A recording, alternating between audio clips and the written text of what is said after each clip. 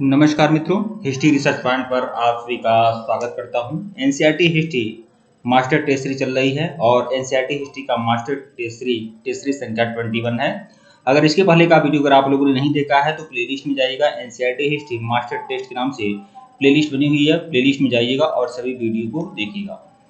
8318397276 हमारा official WhatsApp number है। ऊपर हमारा ऑफिशियल व्हाट्सएप नंबर शो हो रहा है, आप लोग मैसेज कर सकते हैं। अगर आप लोग को कंप्लीट कोर्स ज्वाइन करना है तो ठीक है। यह जो आपका एनसीईआरटी का हिस्ट्री का मास्टर टेस्ट सीरीज है, यूपीएससी के लिए, स्टेट पीसीएस के लिए, केबीएस, एमबीएस, डीटरबसबी, TGT PGT, BPSC TGT PGT सबके लिए इंपॉर्टेंट है और एनसीईआरटी का कंप्लीट कोर्स 1499 का है। इसमें आप लोग को 6 to 12 की पूरी एनसीईआरटी हिस्ट्री का चैप्टर वाइज सारा नोट, चैप्टर वाइज सारी टेस्ट सीरीज, लेक्चर्स वीडियो, उसके नोट्स और उसके अलावा चैप्टर वाइज टेस्ट सीरीज देने के बाद 2500 क्वेश्चन की मास्टर टेस्ट सीरीज मैं दे रहा हूं और यही मास्टर टेस्ट सीरीज का 21 टेस्ट सीरीज है। ठीक है, आइए शुरुआत करते हैं। और यह पीडीएफ संख्या आपका 7 है। मास्टर एनसीईआरटी हिस्ट्री टेस्ट आपका पीडीएफ संख्या 7 है, तो इस पर आप ज्यादा गौर मत करिए, यह पीडीएफ का आपका सीरियल है।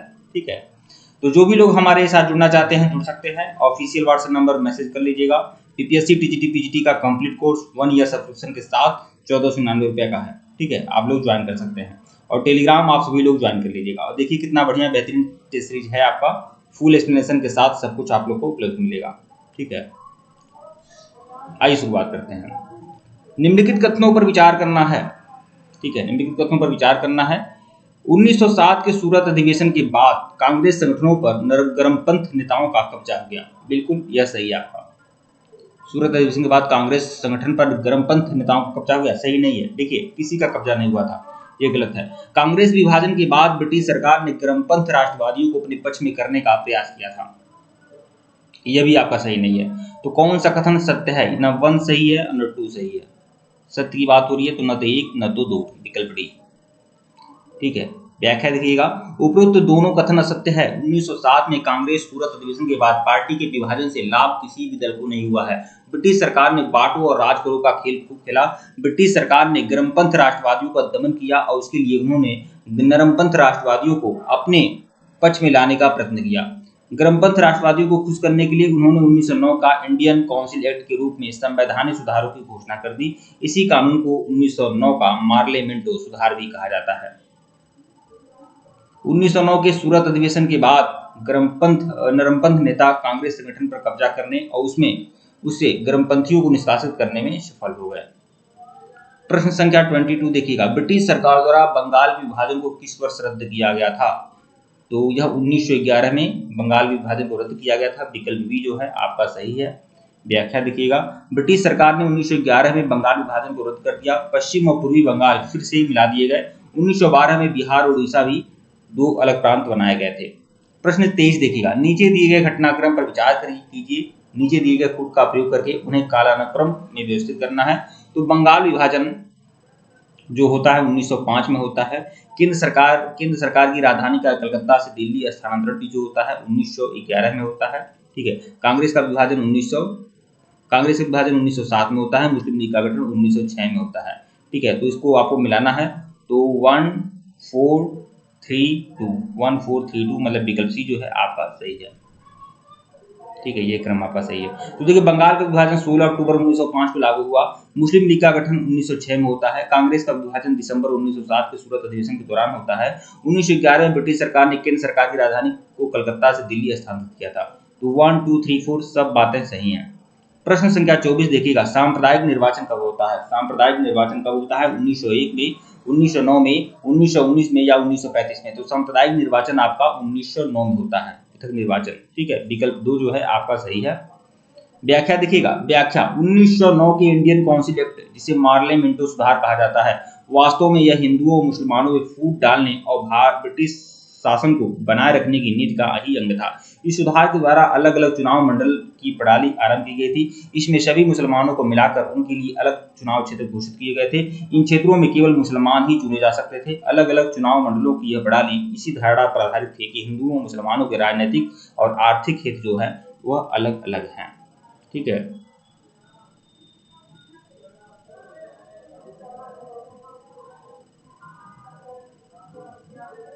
प्रश्न 25 देखिएगा, 1909 का इंडियन काउंसिल एक्ट के संबंध में निम्नलिखित में से कौन सा कथन असत्य है?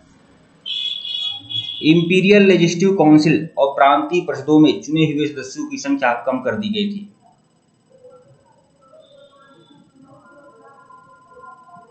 इंपीरियल लेजिस्लेटिव काउंसिल और प्रांतीय परिषदों में चुने हुए सदस्यों की संख्या कम कर दी गई थी।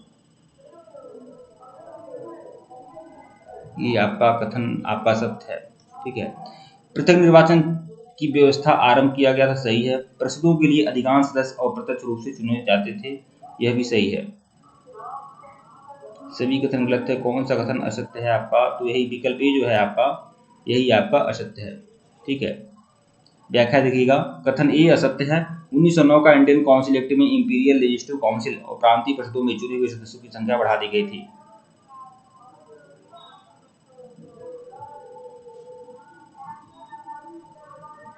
प्रश्न 26 देखिएगा, 19वीं सदी के अंत में भारत में सांप्रदायिकता के विकास के प्रमुख कारण थे।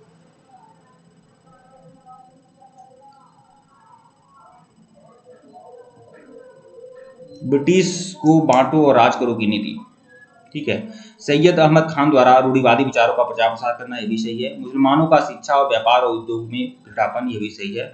उग्र राष्ट्रवाद के भाषण और लेखन का धार्मिक रंगत में रंगे होना, बिल्कुल। यह सांप्रदायिकता के विकास के ये सभी प्रमुख कारण थे। उपरोक्त सभी, विकल्प डी। उपरोक्त सभी कथन सत्य है। ब्रिटिश राजनेता भारत में अपने साम्राज्य की सुरक्षा और देश में एकजुट राष्ट्रीय भावना के विकास को रोकने के लिए बांटो और राज करो की नीति पर सक्रियता से काम करने लगे। जनता को धार्मिक आधार पर बांटने का और अर्थात भारत की राजनीति में सांप्रदायिक एवं अलगाववादी प्रवृत्तियों को प्रोत्साहन करने का फैसला किया गया था। संयुक्त प्रांत और बिहार में हिंदू व मुसलमान हमेशा से शांतिपूर्वक रहते थे, जहां उन्होंने राजभाषा के पद से उर्दू को हटाकर उनके स्थान पर हिंदी को दिए जाने के आंदोलन को खुलकर प्रोत्साहन दिया। प्रश्न 27 देखिएगा, अखिल भारतीय मुस्लिम लीग का गठन किसके द्वारा किया गया था? तो अखिल भारतीय मुस्लिम लीग का गठन किसके द्वारा किया गया था? तो नवाब शमीउल्लाह खान के द्वारा, विकल्प सी। ठीक है। 1906 में ढाका के नवाब शमीउल्लाह खान के नेतृत्व में अखिल भारतीय मुस्लिम लीग का गठन किया गया था। आगा खान और नवाब मोहसिन मुल्क भी इसके संस्थापक सदस्यों में से एक थे। ठीक है, आगा खान और मोहसिन मुल्क। प्रश्न संख्या 28, मुस्लिम लीग का गठन मुस्लिम लीग का गठन ब्रिटिश वफादार, सांप्रदायिक और रूढ़िवादी राजनीतिक संगठन के रूप में किया गया।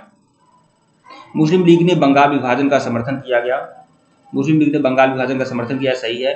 मुस्लिम लीग का गठन ब्रिटिश वफादार, सांप्रदायिक एवं रूढ़िवादी राजनीतिक संगठन के रूप में किया गया, भी सही है। तो कौन सा कथन सत्य है पूछ रहा है? तो 1 और 2 दोनों बातें सही हैं, विकल्प सी। ठीक है। व्याख्या देखिएगा, दोनों बातें सही हैं। उपरोक्त तो दोनों कथन सत्य है। 1906 में अखिल भारतीय मुस्लिम लीग की स्थापना एक ब्रिटिश वफादार, सांप्रदायिक और रूढ़िवादी राजनीतिक संगठन के रूप में हुई थी। उसने उपनिवेशवाद की कोई आलोचना स्वीकार नहीं की। मुस्लिम लीग ने बंगाल विभाजन का समर्थन किया। इस तरह जब राष्ट्रीय कांग्रेस साम्राज्यवाद विरोधी आर्थिक और राजनीतिक प्रश्न उठा रही थी, तब मुस्लिम लीग और प्रतिज्ञावादी नेता यह विचार कर रहे थे कि मुसलमानों के हित हिंदुओं के हित से अलग है। मुस्लिम लीग की राजनीतिक गतिविधियां विदेशी शासन के खिलाफ नहीं, बल्कि हिंदुओं और राष्ट्रीय कांग्रेस के खिलाफ थी। प्रश्न 29 देखिएगा, 29, अल हिलाल नामक समाचार पत्र का प्रकाशन किसने किया था? तो यह मौलाना अबुल कलाम आजाद ने किया था, अबुल कलाम आजाद, विकल्प डी। मौलाना अबुल कलाम आजाद ने अपने समाचार पत्र अल हिलाल में बुद्धिवादी और राष्ट्रीय विचारों का प्रचार प्रसार किया। इस पत्र की स्थापना उन्होंने 1912 में की थी, जब वे केवल 24 वर्ष के थे। ठीक है, तब इन्होंने अल हिलाल नामक समाचार पत्र को निकाला था। प्रश्न 30 देखिएगा, इस सीरीज का सबसे आखिरी प्रश्न, अहरार आंदोलन के संबंध में क्या सत्य है? यह उग्र राष्ट्रवादी मुस्लिम नेताओं के द्वारा शुरू किया गया था, सही है। यह कट्टर हिंदुओं के द्वारा सांप्रदायिक, कौन सा कथन सत्य है? यह कट्टर हिंदुओं के द्वारा साम्राज्यवाद विरोधी राजनीति के रूप में विरुद्ध शुरू किया गया था, बिल्कुल हिंदुओं द्वारा नहीं किया गया था। पारसी समुदाय द्वारा सरकारी नौकरी में आरक्षण के लिए किया गया था, ये भी सही नहीं है। आदिवासियों द्वारा वन कानून के संबंध में शुरू किया गया, ये भी बिल्कुल सही है। देखिए, यह उग्र राष्ट्रवादी मुस्लिम नेताओं के द्वारा शुरू किया गया था, विकल्प ए जो है आपका सही है, अहरार आंदोलन। 20वीं सदी के आरंभ में मौलाना मोहम्मद अली, हकीम अजमल खां और मजहरूल हक इन तीनों लोग का नाम ध्यान रखिएगा। इन तीनों ने अहरार आंदोलन किया था। मोहम्मद अली, हकीम अजमल खां और मजरूल हक के नेतृत्व में उग्र राष्ट्रवादी अहरार आंदोलन की स्थापना हुई थी। स्वशासन की आधुनिक विचारों से प्रेरित होकर इन्होंने उग्र राष्ट्रवादी आंदोलन में सक्रिय भागीदारी के पक्ष में कार्य किया। ठीक है मित्रों, वीडियो को लाइक और चैनल को सब्सक्राइब करेगा। टेलीग्राम को बिल्कुल ज्वाइन करेगा, लिंक डिस्क्रिप्शन में दिया गया है। अगर इसके पहले का वीडियो नहीं देखे हैं तो प्लेलिस्ट में जाइएगा। NCERT history master test series के नाम से प्लेलिस्ट बनी हुई है, प्लेलिस्ट में जाइए और सभी वीडियो को देखिएगा। धन्यवाद आप लोग को।